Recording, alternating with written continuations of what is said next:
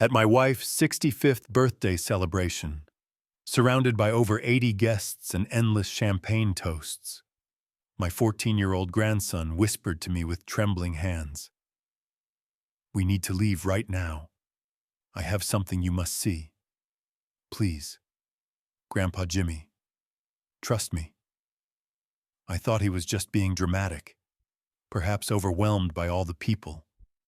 But when I followed him out to the parking lot, and he quickly locked us both inside the car, his face went completely pale, and he showed me something that made me call the police without hesitation. I'm so thankful you're listening. What I'm about to share happened at 8 o'clock on a warm summer evening in Savannah, Georgia. If you're watching this story, please subscribe to the channel, like button, and tell me in the comments where you're listening from. My wife Emma looked absolutely stunning in her navy blue dress, laughing joyfully with friends she'd known for decades. The fairy lights strung above the riverside pavilion cast a soft, golden glow across her face. For a brief moment, I truly believed this could be the happiest birthday she'd ever had. Then I noticed my son Ethan glancing at his watch for the fourth time in just 15 minutes. The party was exactly what Emma had dreamed of. More than 80 guests filled the beautiful venue overlooking the Savannah River. The humid Georgia air hung heavy, but no one seemed to care. A smooth jazz band played gently in the background, and the buffet tables overflowed with Southern classics like shrimp and grits, crab cakes, fried green tomatoes, and sweet iced tea in tall crystal pitchers. Emma's book club friends gathered around her, sharing old stories that made her laugh so hard she tilted her head back. At 65, my wife was more vibrant and full of life than many people half her age. Ethan stood near the bar with his wife, Lauren, both wearing smiles that never quite reached their eyes. I'd raised that boy, and I knew when something was troubling him. Lauren kept scanning the entire room as if she were checking inventory. Every few minutes, her hand would drift to her large designer purse, touching it gently to make sure something was still inside. Grandpa Jimmy, my grandson Noah, suddenly appeared at my side, looking unusually pale despite the warm night. "We need to talk privately, right now. Noah, it's your grandmother's birthday party. Can't this wait?" "No," his voice cracked, and I saw real fear in his eyes that tightened my chest. At 14, Noah was smarter than most adults I knew. But in that moment, he looked truly terrified. "Please, Grandpa Jimmy, just trust me." The urgency in his tone cut through the noise of the party. I followed him past Emma, who was too caught up in conversation to notice us slipping away. We passed Ethan, whose eyes followed us for just a second before he quickly looked away. The parking lot was much quieter, with only faint music drifting from the venue and the gentle sound of river water nearby. Noah led me straight to my Cadillac and climbed into the passenger seat before I could even ask what was wrong. He reached over and hit the lock button. All 4 doors clicked shut securely. "Noah, you're really scaring me now." "Good, because you need to be scared." His hands shook as he pulled out his phone. "Grandpa Jimmy, something is terribly wrong with my dad and mom." My throat tightened instantly. "What on earth are you talking about?" I overheard them earlier. When I went to grab Grandma's sweater from their car, they were standing behind it talking quietly. They never saw me there. Tears welled up in his eyes. "Grandpa, my parents are planning something awful. Tonight, they're going to take Grandma away somewhere. They mentioned papers she signed about a retirement community, about making her seem confused and unable to care for herself." "Slow down, son. Your parents would never do that. Ethan is my son. I know exactly what I heard." His jaw tightened with determination I recognized all too well. That's why I recorded it. Through the windshield, I could see Emma slicing into her beautiful birthday cake, surrounded by friends and family who adored her. Ethan stood close by, snapping photos like any loving son would. "You actually recorded your own parents?" Noah's face crumpled with emotion. "I didn't know what else to do. They're my mom and dad. and I loved them. But Grandpa, what they were saying was horrible. I couldn't just stay silent. I looked at my grandson, this brave 14-year-old boy who had just shown more courage than I could ever imagine. Show me the recording. Noah's thumb hovered over the play button. Once you hear this, there's no going back. And remember, they're my parents. I know, I said gently, squeezing his shoulder. Show me anyway. He took a deep, shaky breath and pressed play. The voices on Noah's phone were slightly muffled, but completely unmistakable. My son Ethan and his wife Lauren, Noah's own parents, coldly planning to imprison my wife. Ethan's voice came through first. She signed the documents yesterday morning. Power of attorney, both medical and financial, Lauren replied calmly, as if discussing a simple transaction. Your mother believes they were just updated health insurance forms. She barely glanced at them. Noah flinched beside me as he listened again. What about the house? Ethan asked. Appraised at $750,000. We can list it within 45 days once she's admitted to Magnolia Place. My grip tightened on the steering wheel. They were talking about selling Emma's home, our house of over 40 years, like it was nothing more than a quick investment. And Dr. Harrison Ethan's voice carried that familiar nervous edge I'd known since his childhood. He submitted the initial reports last week. He'll evaluate her tonight at the party for concerning behavior and recommend immediate placement. Lauren sounded chillingly confident. Ethan, we've been preparing this for 4 months, ever since your mother received that inheritance from her aunt. $300,000 in cash, plus the house value. We can't allow her to waste it all. 4 months since Aunt Clara passed away. What if she resists? She won't have any real choice. We have emergency guardianship authority. And if she appears confused tonight, refuses to cooperate, that only strengthens our case. How do we ensure she seems confused? I have lorazepam in my purse. 15 milligrams dissolved in her champagne during the final toast. 40 minutes later, she'll be disoriented, slurring words, unsteady on her feet. Perfect evidence for Dr. Harrison's report. Noah let out a quiet, pained sound beside me. You sure this will work? Ethan asked hesitantly. Lauren replied. Marcus's group has successfully done this over 20 times in Georgia alone. By tomorrow morning, your mother will be settled at Magnolia Place. We'll control everything. And we can start liquidating assets. Your father will come around eventually. The recording stopped abruptly. Silence filled the car completely. Through the windshield, the party carried on happily. Emma laughing brightly, guests dancing and celebrating, Ethan and Lauren smiling perfectly, pretending to be the devoted son and daughter-in-law. This was my own son, the boy I had taught honesty, respect, and family loyalty, now scheming to drug his mother for financial gain. Grandpa Jimmy, Noah's voice broke the silence. I'm so sorry. They're my parents, and I love them. But you did absolutely the right thing. I forced the words out calmly. Noah, none of this is your fault, but they're still my mom and dad. If I report them, if you don't stop them, they will destroy Grandma's life. I placed a steady hand on his shoulder. What they're planning. Drugging her. Falsifying her mental state. That's not love. That's serious crime. What do we do now? I pulled out my phone with shaking fingers and dialed 911. 911, what's your emergency? This is Jimmy Carter. My son and daughter-in-law are attempting to drug my wife tonight and force her into an assisted living facility against her will. They have the drugs with them right now. Your location, Sir Riverside Pavilion in Savannah, Georgia. It's my wife's birthday party. My grandson recorded their entire conversation as evidence. Officers are being dispatched immediately. Estimated arrival 12 minutes. Is your wife safe at the moment?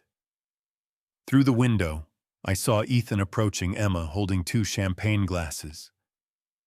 Lauren stood nearby, her hand already inside her purse. She's still inside with them. They're about to put something in her drink. Do not confront them directly, sir. Keep visual contact from a safe distance. Officers will handle the situation upon arrival. 12 minutes could be too late. Sir, confronting them risks escalation and danger. I watched Ethan hand Emma a glass while Lauren reached deeper into her purse. We're heading back inside now. I ended the call quickly. Grandpa, the police told us to wait. I'm not going to sit here while they drug your grandmother. I unlocked the doors firmly. We go back in, act completely normal, and stay close to her until help arrives. Can you handle that? Noah wiped his eyes, nodded bravely, and we headed toward the entrance. Walking back into the celebration felt like entering a room full of hidden enemies. Emma sat happily surrounded by neighbors, church friends, and longtime acquaintances who truly loved her. And there were Ethan and Lauren, smiling warmly while secretly plotting to harm her. Ethan spotted us immediately. Dad, Noah. Where did you two run off to? I replied calmly. Little car issue. Thought the alternator might be failing. Noah helped me check it out. He searched my face carefully. My own son looking for any sign of suspicion. Everything good now, battery's fine. Just a false alarm. Noah stood beside me, hands calmly in his pockets. Ethan glanced at his 14-year-old son, the boy who had just recorded his parents committing a crime. You okay, buddy? You look a little pale. Just really warm out there. Noah answered steadily. I scanned the room discreetly for any sign of officers. There, a woman in a simple sundress near Emma's table, far too alert to be an ordinary guest. Another man by the dessert station holding a plate he wasn't eating from. Plainclothes officers had already arrived. Lauren suddenly appeared carrying her oversized purse. Emma seems a bit tired. I brought some special calming herbal tea. Let me prepare a cup for her right now. My stomach dropped. Somewhere inside that purse were pills meant to make my wife appear mentally unfit. Grandma doesn't need tea at the moment, Noah said quickly, reaching for the bag. I'll put it in the car for later. Lauren tightened her grip protectively. It's meant for tonight, to help her relax and sleep better. That's very thoughtful, Lauren, Emma said warmly, joining us with her radiant smile. But I'm not tired at all. I'm having the most wonderful time. Save it for another evening. Noah quietly slipped away with the purse and handed it discreetly to the female officer near the exit. I watched the careful exchange, the officer heading out to test the contents immediately. Soon they would confirm those herbs were actually powerful sedatives. Ethan touched my arm lightly and pulled me aside. Dad, we really need to discuss Mom's situation. Here it came. Fake concern hiding pure deception. What about her? She signed some important papers a couple weeks ago. Power of attorney for medical and financial decisions. She thought they were routine Medicare updates. It's becoming more serious. She needs professional care and supervision. I pretended confusion instead of anger. She seems perfectly fine to me. She hides the symptoms well. The increasing forgetfulness, the confusion episodes. Doctor, Harrison has documented several concerns. He's here tonight, actually. I invited him to perform a quick wellness evaluation during the party. The sooner we act, the better. Ethan squeezed my shoulder with his practiced worried son expression. We've already reserved a lovely room at Magnolia Place. If Dr. Harrison confirms our concerns, she could move in as early as tomorrow. Tomorrow, that feels extremely rushed. I know it's fast, but she'll be safe and properly cared for there. We'll manage everything. The house sale, her finances, all the stress. You won't have to worry about any of it anymore. Across the room, Emma laughed joyfully with her neighbor Mrs. Thompson. At 65, she was sharper than most people in their 40s. She planned her flower garden's seasons in advance, read multiple books each month, and remembered every family birthday without reminders. Yet my son wanted to lock her away in a memory care unit just to sell her home quickly. "Let me think it over," I said carefully. "Of course. But doctor, Harrison should still do his routine assessment. You trust him, don't you? We've known him as our family doctor for 15 years. 15 years. And I never suspected he could be corrupted." Ethan's eyes shifted nervously, following someone across the room. "Excuse me. I need to step away for a minute." I followed his gaze and saw Dr. Michael Harrison approaching Emma's table with his medical bag and professional smile firmly in place. A trusted physician moving confidently. Except tonight he wasn't here to heal. He was here to lie and destroy a healthy woman's life. My wife's doctor of 15 years was about to become an accomplice in my son's cruel scheme, and I had to let it begin so the police could catch them in the act. "Doctor!" Michael Harrison reached Emma's table and greeted her warmly. "Emma, happy birthday. You look fantastic." "Michael, I had no idea you'd be here. Wouldn't miss it for anything." He set his medical bag down casually. "These big celebrations can be overwhelming as we get older." Any dizziness or confusion from all the excitement, Emma's smile wavered slightly. "I feel wonderful. Actually, why do you ask? Just routine caution. Ethan mentioned some memory issues lately. Misplacing things, forgetting appointments. I thought a quick cognitive screening would be helpful. A few simple questions right here." I stepped firmly between them. At her birthday party, Michael, his confident mask slipped for a second. "It's completely informal. Jimmy." Ethan appeared instantly. "Dad. Doctor. Harrison is only trying to help Mom." My voice rose intentionally so nearby guests could hear. "Help by declaring her incompetent in front of everyone at her own celebration." Conversations around us quieted as guests turned to watch. Mrs. Thompson stared in surprise. Emma stood up, concern spreading across her face. "Jimmy, what's happening?" "I need to speak with you privately. Right now."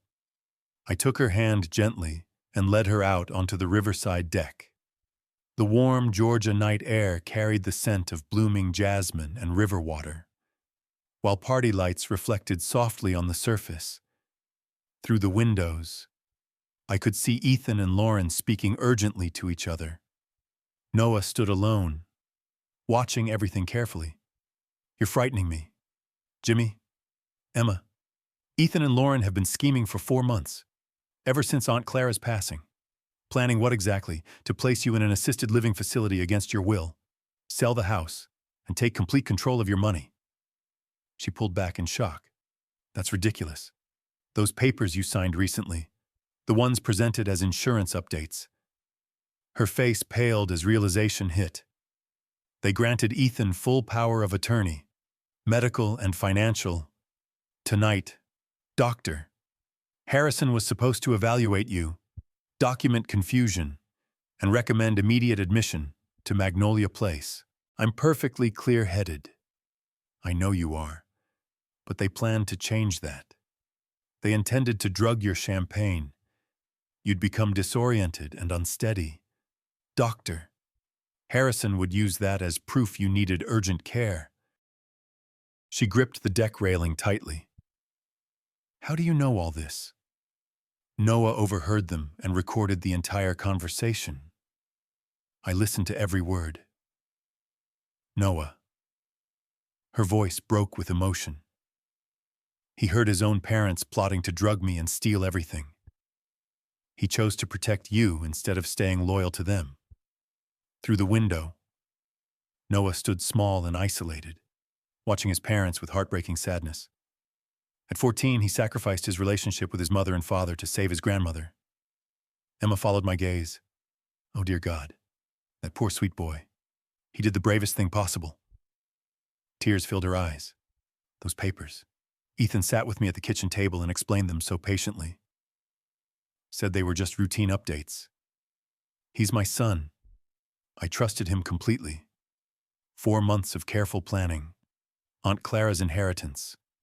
$300,000 plus the house. They wanted full control to liquidate everything quickly.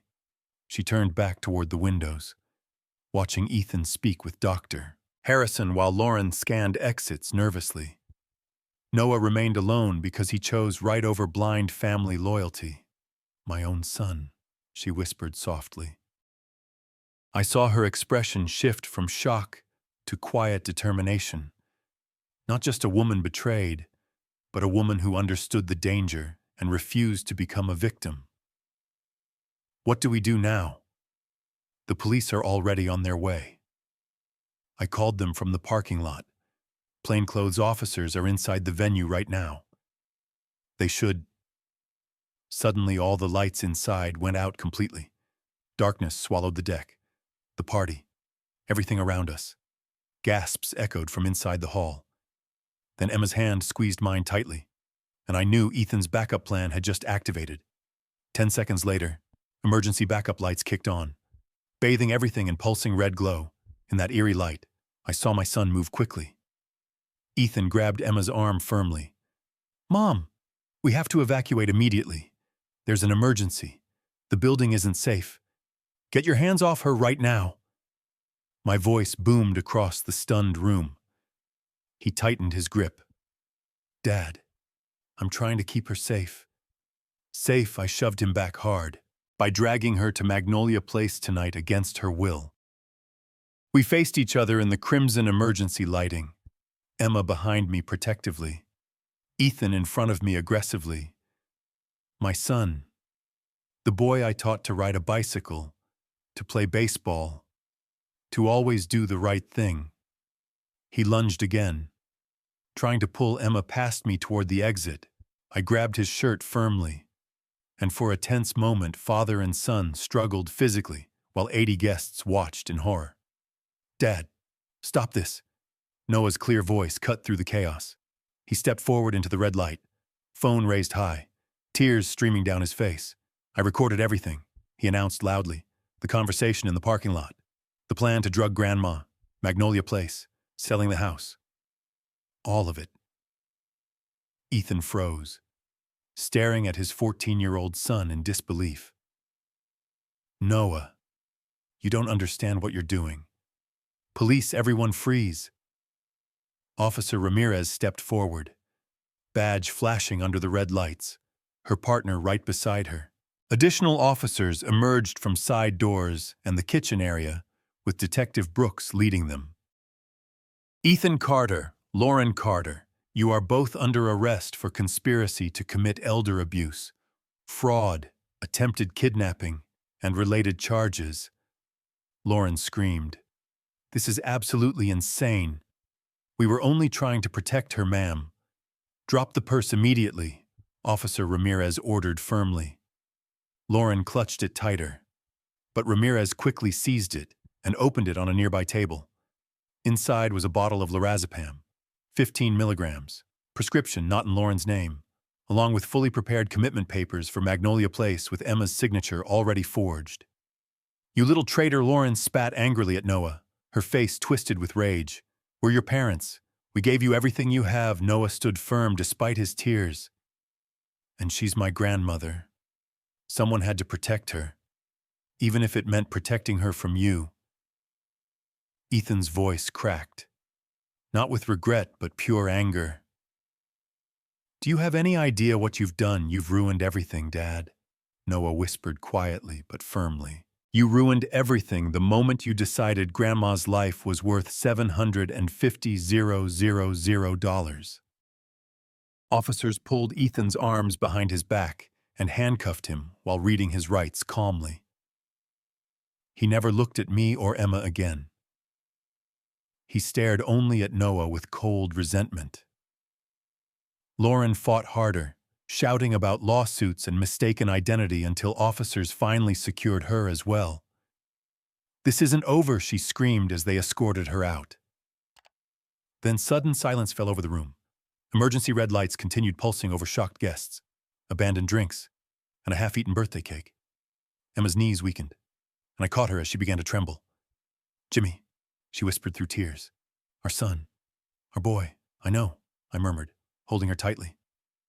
Noah stood alone in the red glow, watching his parents being placed into separate patrol cars outside. At 14, he had aged years in a single night. Officer Ramirez approached us gently.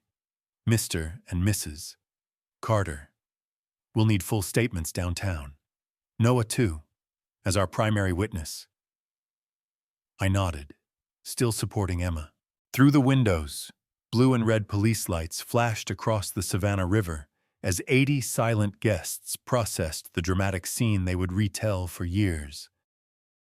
We walked slowly toward the exit together. Noah slipped beside me, and I wrapped an arm around his shoulders protectively. He leaned into me, completely exhausted. Officer Ramirez held the door open. "This way, please." We stepped out into the humid Georgia night, leaving behind the ruined party, the whispers, and the broken remains of our family. As I looked at Noah under the flashing emergency lights, I understood the heavy burden he would carry for years. The nightmare wasn't ending that night. It was only truly beginning, especially for him. The arrests should have felt like closure. Instead, they revealed just how deep the corruption ran. It was nearly midnight at the Savannah Police Department. Noah sat beside me in Detective Brooks's office, eyes red from crying but posture composed. Emma sat across from us, back straight and determined. We'd been giving detailed statements for over 2 hours. Detective Brooks placed a thick folder on the desk. "Your son and daughter-in-law weren't operating alone." He opened it to reveal emails, bank records, and client lists. On top was a professional business card for family transition services, helping adult children make difficult elder care decisions. "In reality," Brooks explained, "it's an organized scheme to help children legally strip assets from their parents." Emma leaned forward intently. "How many victims?" "At least 20 families in the Savannah area alone, possibly more across Georgia." He slid an email printout toward us. "This one is from Lauren to the organizer 3 months ago." I read her cold, calculated words. Mother-in-law inherited $300K cash plus $750K property. Physically healthy, mentally sharp. Will require strong fabricated documentation. Prefer accelerated timeline. "What is your rate for the complete assistance package?" "Complete assistance package," Emma whispered in disbelief. They were essentially hiring someone to destroy my life. Brooks nodded gravely. "The organizer supplies doctors willing to falsify reports, lawyers who fast-track emergency guardianships, judges who rarely question paperwork, and facilities that accept residents without proper verification." He spread surveillance photos across the desk, images of Emma shopping, attending church, having lunch with friends, months of staged evidence collection. "Ethan took most of these," Noah said quietly. "He even asked me to help, said it was for a surprise birthday slideshow." I rested a hand on his shaking shoulder. "He asked me questions, too," Noah continued softly. "Whether Grandma ever forgot small things, if she ever seemed confused. I thought he was just concerned about her health." He looked at Emma with deep regret. "I had no idea he was building false evidence against you." Emma reached across and took his hand gently. "Sweetheart, you saved my life. This is not your fault at all." After a pause, Detective Brooks asked the question we had been dreading. "Mrs. Carter, we have sufficient evidence for multiple serious felony charges: elder financial abuse, conspiracy, fraud, attempted kidnapping, forgery. Do you wish to press full charges?" "Yes." Emma answered immediately and firmly. "Every single charge. Even against Ethan. Especially against Ethan." He planned this carefully for months. He was willing to drug me at my own birthday party. He used his own son as part of the deception. She squeezed Noah's hand reassuringly. Full charges. Detective. Brooks nodded respectfully. Child Protective Services has been contacted. Given these extreme circumstances, they are granting you temporary emergency guardianship of Noah. Noah looked relieved. You can stay with us as long as you need, I told him softly. You're home now. Officer Ramirez appeared in the doorway. Detective. Mrs. Carter's daughter is on the video call now. Emma stepped into the hallway to speak privately. I heard her voice remain steady, then break with emotion, then steady again. Olivia. Honey, please sit down. Something terrible happened tonight. When she returned, Detective Brooks opened another large folder filled with victim photographs. These are the other known cases, he said, laying them out carefully. 20 families affected. Most of the elderly parents have already been placed in facilities, some for over a year. 3 photos caught my attention immediately. Margaret Wilson, 80 years old. Robert Jenkins, 76 years old. Dorothy Mitchell, 93 years old. Below each photo were facility names, admission dates, and the names of the children who arranged everything. Every case included medical reports signed by Dr. Michael Harrison. Can these people still be helped? Emma asked quietly. Legally, it's challenging. The children hold permanent guardianship and long-term facility contracts. But if the original assessments can be proven fraudulent. Emma picked up Margaret's photo gently. Jimmy, she said softly. If Noah was brave enough to save me, then we owe it to these people to be brave enough to save them. 4 days after my son's arrest, we visited Magnolia Grove Assisted Living in Hilton Head to meet Margaret Wilson. Noah insisted on coming with us. The facility looked pleasant enough on the surface. Manicured lawns, cheerful signage. But inside it felt cold and institutional. Pale beige walls, harsh fluorescent lighting, and the constant smell of disinfectant. The receptionist smiled too widely and asked us to sign the visitor log. Room 312 overlooked a quiet courtyard. Margaret sat in a wheelchair near the window, frail and pale in a simple robe, staring out at the trees. Her silver hair was neatly styled, hands folded calmly in her lap. When we knocked softly, she turned slowly, clearly not expecting visitors. Mrs. Wilson. Emma stepped forward warmly. I'm Emma Carter. This is my husband, Jimmy, and our grandson, Noah. Detective Brooks suggested we come speak with you. Margaret's eyes widened in surprise. You're actually here to see me, yes, ma'am, Emma said gently, pulling up a chair. If you're comfortable, we'd like to hear your story. Margaret's hand trembled slightly as she touched her neck. I almost never have visitors anymore. My daughter says the drive is too long and tiring. How far away does she live? I asked softly. Bluffton. About 20 minutes. She says she's very busy with her real estate business. I understand. 20 minutes. Noah went very still beside me. Mrs. Wilson, Emma asked carefully.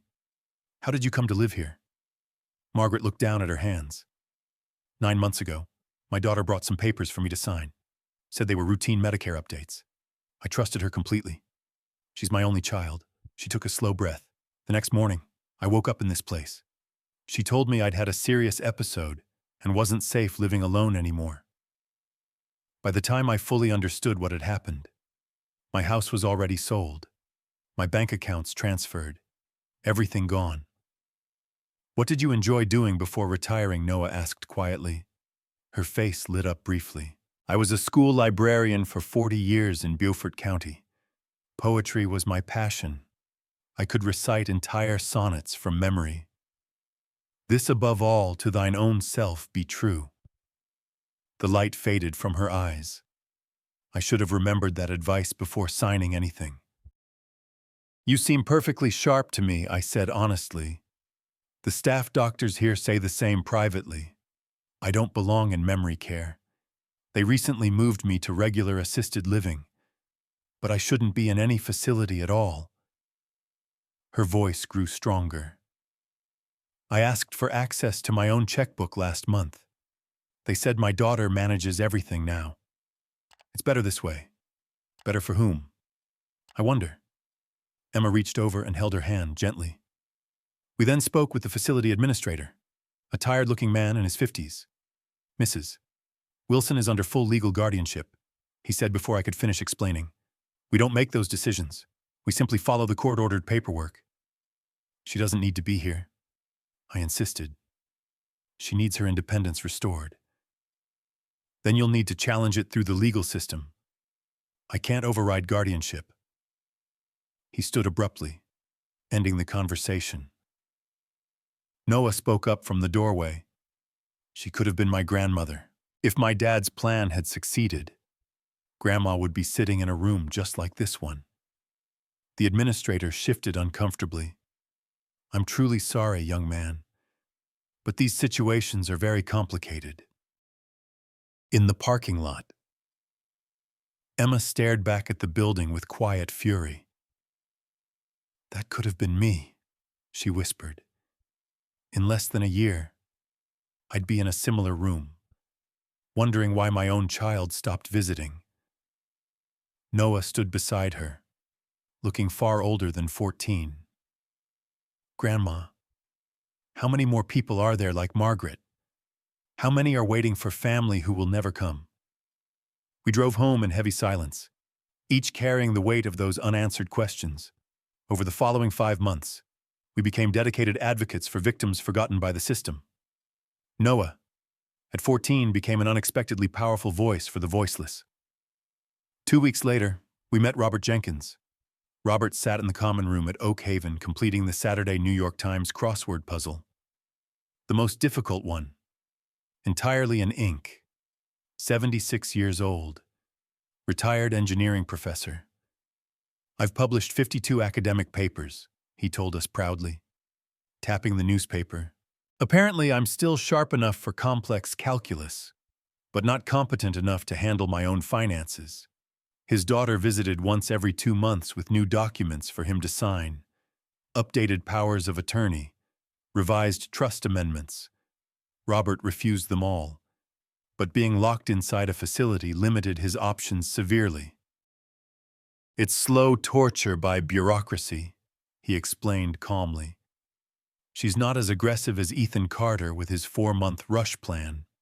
She's patient and methodical. But the outcome is identical.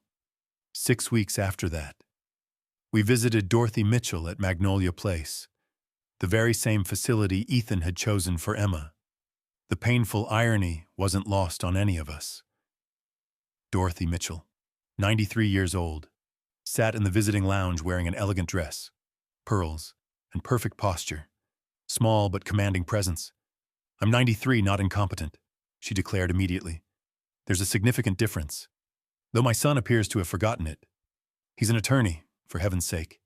He engineered an ironclad guardianship he claims cannot be broken. She gestured to a leather-bound journal on the table. I document every restriction, every violation, and file formal complaints daily. The staff calls me difficult. I call myself determined to remain free. Noah listened intently. You're incredibly brave, Dorothy told him directly. Betraying your own parents to protect your grandmother, that required courage few adults possess. Noah's eyes filled with tears, but he nodded firmly. Someone had to stop them from hurting her. Yes, Dorothy said, gently touching his hand. And now you're helping all of us. I'd rather die fighting than live imprisoned by my own child. But I'd much prefer to live freely. 5 months into our work, we achieved our first major legal victory for Margaret Wilson. Sarah Hayes, our pro bono attorney from Legal Aid, spread files across our new downtown Savannah condo dining table. independent medical exams, forensic accounting reports, clear evidence of fraud and coercion.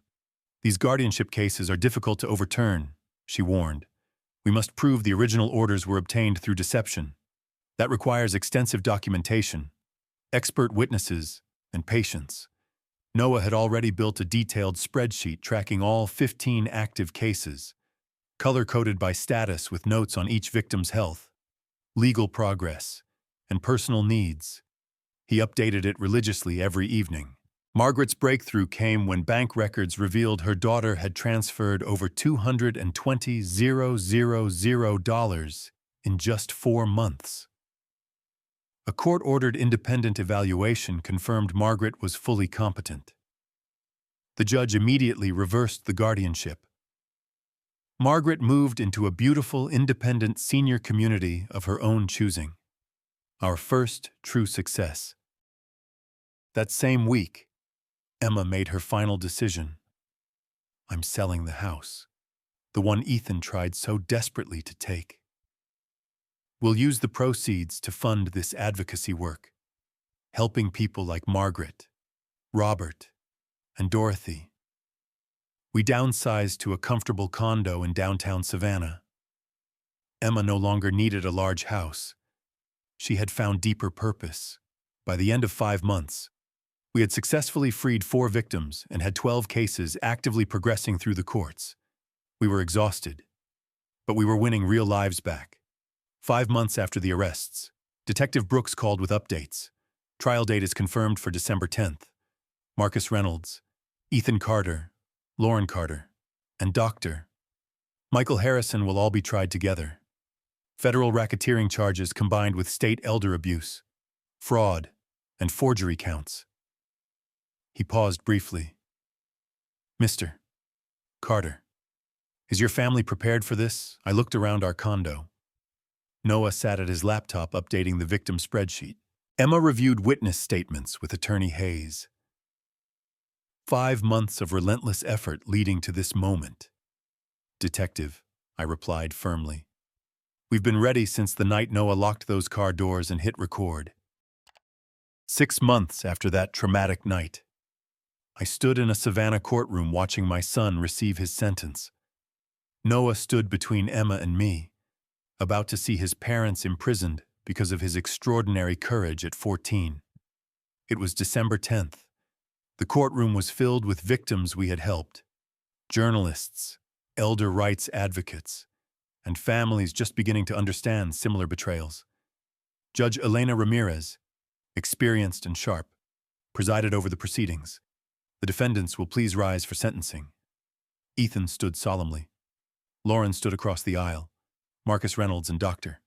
Michael Harrison stood beside them. 4 individuals who had profited from exploiting vulnerable seniors. Judge Ramirez began with Marcus Reynolds. You operated a sophisticated criminal enterprise preying on elderly citizens across Georgia. You are sentenced to 28 years in federal prison with no possibility of early parole. You'll be released at approximately the age of many of your victims. Reynolds paled visibly. Dr. Michael Harrison, you repeatedly violated your medical oath by falsifying competency evaluations for financial gain. 15 years in prison and permanent revocation of your medical license. Harrison stared blankly at the floor. Lauren Carter, you researched, coordinated, and executed the conspiracy against your mother-in-law. 20 years in prison. Eligible for parole after 14. Lauren refused to look at Noah. Ethan Carter. Judge Ramirez paused meaningfully. Your defense claims you were coerced and that your son needs his father. Mr. Carter, your son needed a real father when you plotted to drug your own mother at her birthday celebration. He now has one in his grandfather. 22 years in prison. Eligible for parole after 17. Her gavel fell sharply. Does anyone wish to address the court before final remarks? Margaret Wilson stood first, describing 9 stolen months of her life and waiting daily by a window for a daughter who never visited. Robert Jenkins spoke about being mentally sharp yet completely powerless over his own finances. 93-year-old Dorothy Mitchell declared she would rather die free than live imprisoned by family greed. Then Emma stood confidently. This case has exposed dangerous systemic flaws in elder protection laws, she stated clearly. We must safeguard our seniors without stripping them of autonomy. 14 innocent people have regained their freedom because one brave 14-year-old boy chose action when adults failed.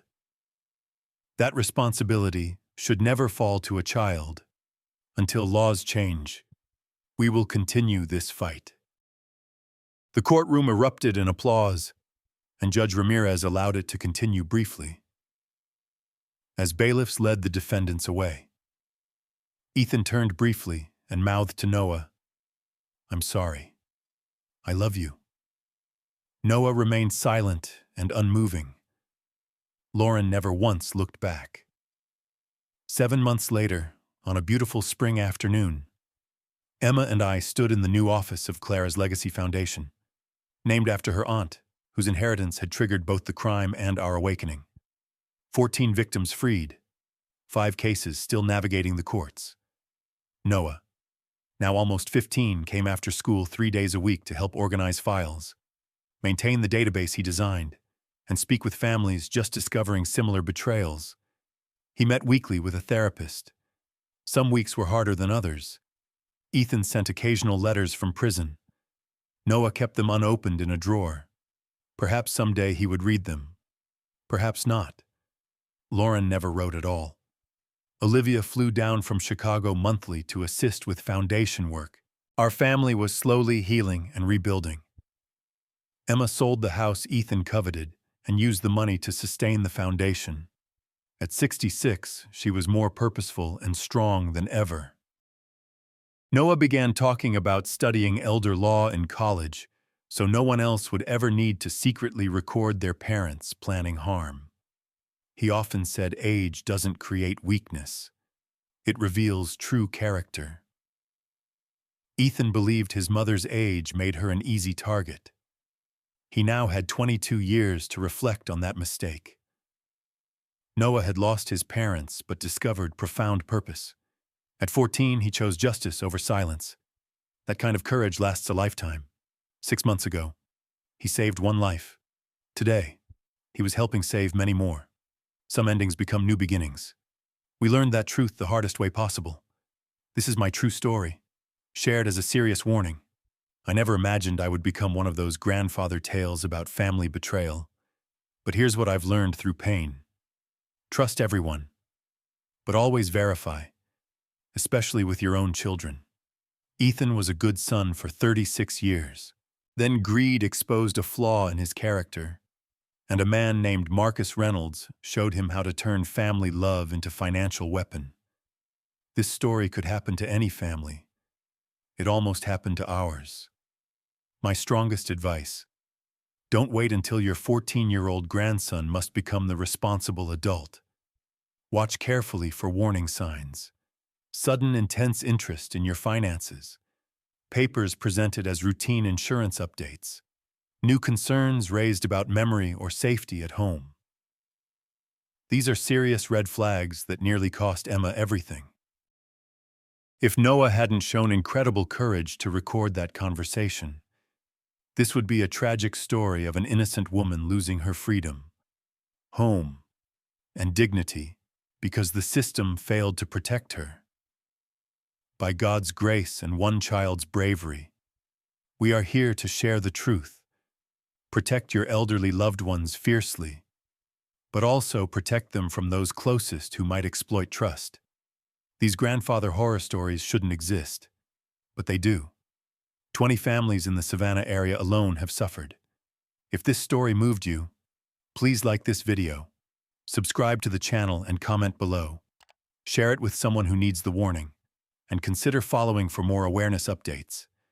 Your knowledge and vigilance might save a life. It saved ours.